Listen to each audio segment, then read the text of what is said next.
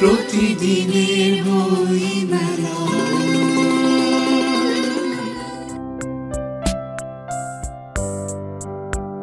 মেলায় এসেছিলেন কবি সৈয়দা রাজিয়া সুলতানা সিম্মা। কথা বললেন তার নতুন বই নিয়ে।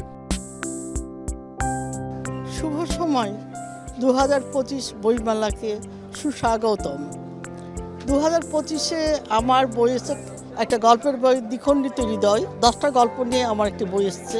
গতবারে আমার একটা এসছে, একক বই আমার 2টা, যৌথ বই আরও অনেক আছে আমার। দ্বিখণ্ডিত হৃদয় আমি সত্য ঘটনা অবলম্বনে লিখেছি। প্রত্যেকের জীবনী নিয়ে আমার এই বইটা এসছে। নিশ্চয়ই আপনারা পড়বেন এবং দেখবেন, দেখে বুঝবেন যে বইটার মধ্যে কতটা করুণ কাহিনী প্রত্যেকের জীবনে আছে।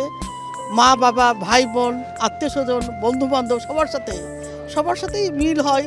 এক ছাদের নিচেও আমরা থাকি, অনেক সময় থাকতে গিয়েও আমাদের নিজরে ভাঙচুর হয়, বিচ্ছেদ হয়। ভাঙচুর করতে হতে একসময় আমরা চলে যাই বিচ্ছেদের জায়গায়। সেটা মা বাবা, ভাই বোন, ছেলে মেয়ে সবার ক্ষেত্রেই হতে পারে। এটাই আমার এই বই এবার মূলত এসছে গল্প নিয়ে।